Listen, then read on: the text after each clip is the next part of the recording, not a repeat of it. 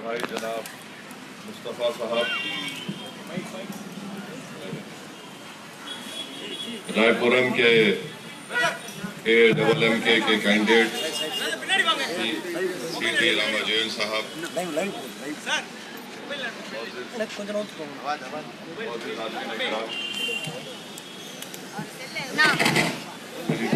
और बहनों, हमारे तमिलनाडु के और चेन्नई के MIM के तमाम जिम्मेदारान, ये मेरी खुशकिस्मती है कि मैं आज वानारापेटम में यहाँ पर AMM के पार्टी के उम्मीदवार के कैंपेन के सिलसिले में, उनकी तायीद के सपोर्ट के सिलसिले में यहाँ पर मुझे आने का मौका मिला। और मेरी ये बड़ी खुशकिस्मती इसलिए है, यहाँ पर हमारी इज्जतदार माँ और बहनों ने पूरे तमिलनाडु में बल्कि पूरे इंडिया का यहाँ पर उन्हें शाहीन बाग बनाया था। मैं सबसे पहले उन तमाम हमारी इज्जतदार माँ और बहनों को मुबारकबाद देता हूँ, उनका शुक्रिया अदा करता हूँ कि उन्होंने एक तारीखी काम यहाँ पर किया। और जो शाहीन बाग आपने चेन्नई में बनाया था, उसकी गूंज, उसकी पॉपुलैरिटी, उसका मैसेज, उसका पैगाम न सिर्फ पूरे तमिलनाडु में बल्कि पूरे इंडिया में आपने बहुत पॉजिटिव और स्ट्रांग मैसेज दिया। मैं सलाम करता हूं उन तमाम हमारी माँ और बहनों को जिन्होंने यहाँ पर लेडीज का, खवातीन का प्रोटेस्ट, CAA, NPR और NRC के खिलाफ प्रोटेस्ट किया। ये बहुत बड़ा काम आपने किया, बल्कि आपके इस प्रोटेस्ट से तमिलनाडु में ADMK की हुकूमत को आपने हिला के रख दिया, दिल्ली में मोदी की नींद को आपने खराब करके रख दिया। ये बहुत बड़ा काम आपने किया। इसी सिलसिले में मैं हमारी माँ और बहनों को, हमारे दोस्तों को ये बात बताना ज़रूरी समझता हूँ कि जब लोकसभा पार्लियामेंट में CAA का कानून नरेंद्र मोदी की हुकूमत ने लाया था, तो आप तमाम ने देखा कि मजलिस-ए-इत्तेहादुल मुस्लिमीन की जानिब से हमने CAA कानून के खिलाफ प्रोटेस्ट किया, उसके खिलाफ वोट दिया और पार्लियामेंट के जरिए पूरे कंट्री को, पूरे मुल्क में हमने बता दिया कि CAA का कानून मजहब की बुनियाद पर बनाया जा रहा है, ये हमारे मुल्क के कॉन्स्टिट्यूशन के खिलाफ है, ये अनकॉन्स्टिट्यूशनल है। और मजलिस-ए-इत्तेहादुल मुस्लिमीन की तरफ से मैंने पार्लियामेंट में इस CAA कानून को काला कानून, ब्लैक लॉ बताकर मैंने उस कानून की कॉपी को पार्लियामेंट में फाड़ दिया। मेरे अजीज दोस्तों और बुजुर्गों, ये अनकॉन्स्टिट्यूशनल कानून है जो BJP और MK ने मिलकर बनाया है, और ADMK ने इस कानून के बनाने में तायीद भी की। दूसरी बात, मैं हमारे भाइयों को, हमारी माँ और बहनों को बताना जरूरी समझता हूँ कि जब लोकसभा में CAA कानून का बिल पास हो रहा था, तो मैंने उस कानून में अमेंडमेंट्स पेश किए, तरमीमात को पेश किया, और मैंने उस अमेंडमेंट्स में ये कहा कि इस CAA कानून को रिलीजन से नहीं जोड़ना चाहिए, मजहब से नहीं जोड़ना चाहिए। और मैंने कहा कि रिलीजन का नाम निकाल दो, जो कोई भी भारत में आकर गरीब है, लुटा पिटा है, चाहे वो बांग्लादेश का, हमारा पाकिस्तान का, अफगानिस्तान का हिंदू या सिख भाई हो, उनको आप बराबर सिटीजनशिप दीजिए, मगर रिलीजन के बुनियाद पर मत दीजिए।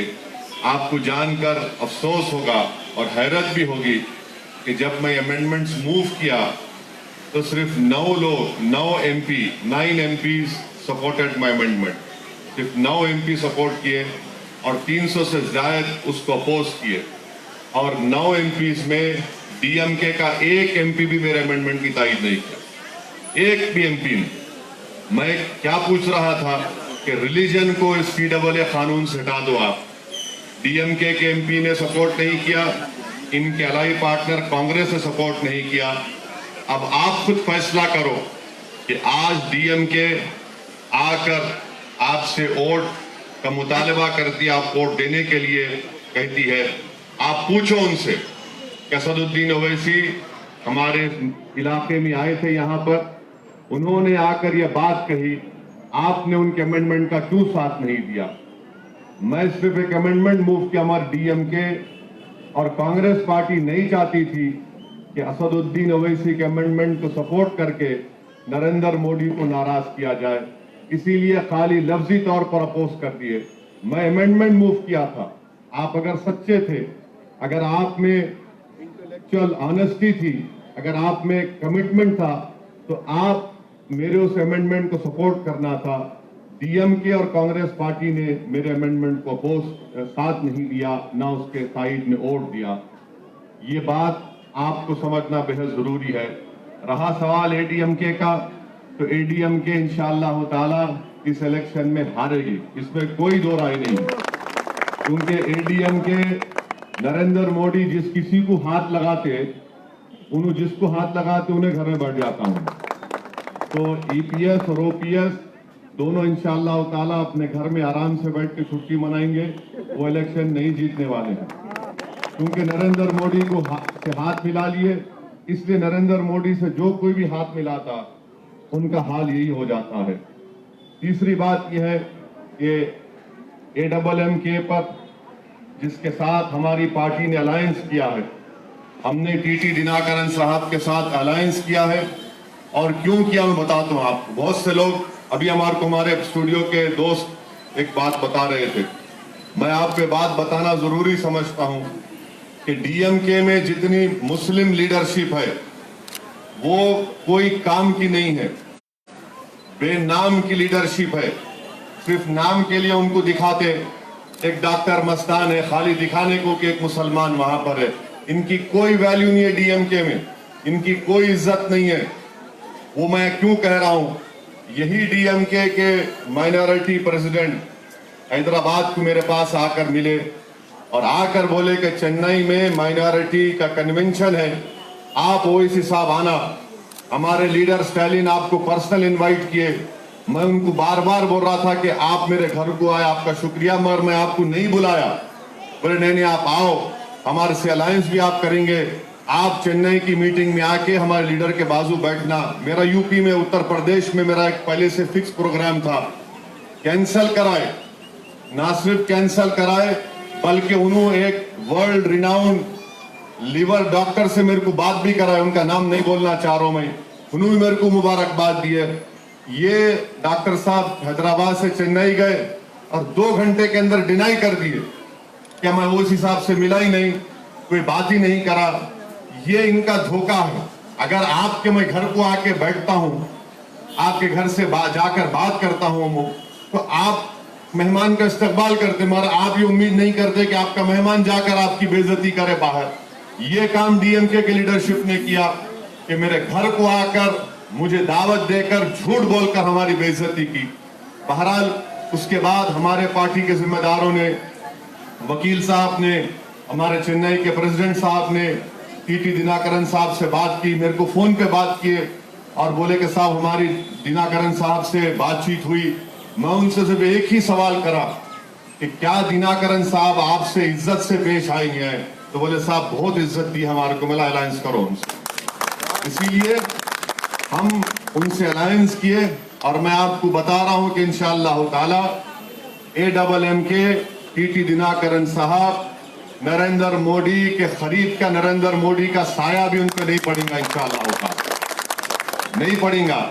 और टीटी दिनाकरन साहब को अपनी पार्टी चलाने का है। टीटी दिनाकरन साहब जानते हैं कि ईपीएस और ओपीएस तो इंशाअल्लाह ताला क्लीन बोल्ड होने वाले हैं। तमिलनाडु की आवाम उनको घर में बिठाने वाली है, वो इलेक्शन हारने वाले हैं।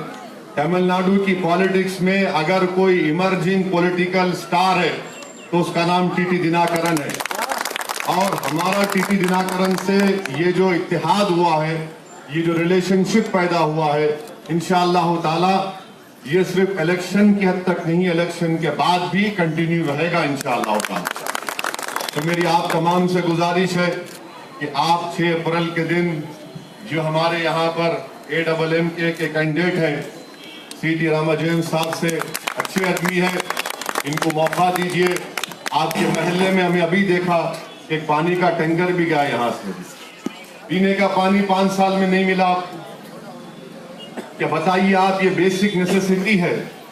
चेन्नई जैसे शहर में जो पूरे इंडिया का रिनाउंड सिटी है, हमारा ग्रोथ सेंटर है, अगर यहाँ पर इस इलाके में पानी का टैंकर जाकर आपको पानी पहुंचाना है, अभी समर शुरू नहीं हुआ, गर्मा नहीं शुरू हुआ, नहीं मालूम गर्मा में क्या हाल होता होगा। ये बेसिक नेसेसिटीज के प्रॉब्लम्स भी आपके हैं, इसलिए जरूरी है कि आप अपना वोट देख समझ कर डालिए, एक अच्छे आदमी को वोट दीजिए जो हमारे दिनाकरन साहब के पार्टी के हैं।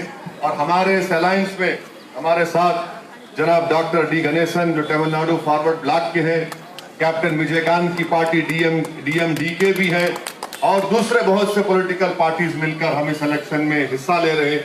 मेरी आप तमाम लोगों से, आप तमाम अहलियान महल्ला से, जहां तक मेरी आवाज सोशल मीडिया के जरिए या किसी के जरिए पहुंच रही है, मेरी आपसे गुजारिश है कि आप हमारे लिए दुआ भी करिए और अपने वोट से इस पार्टी को कामयाब करिए।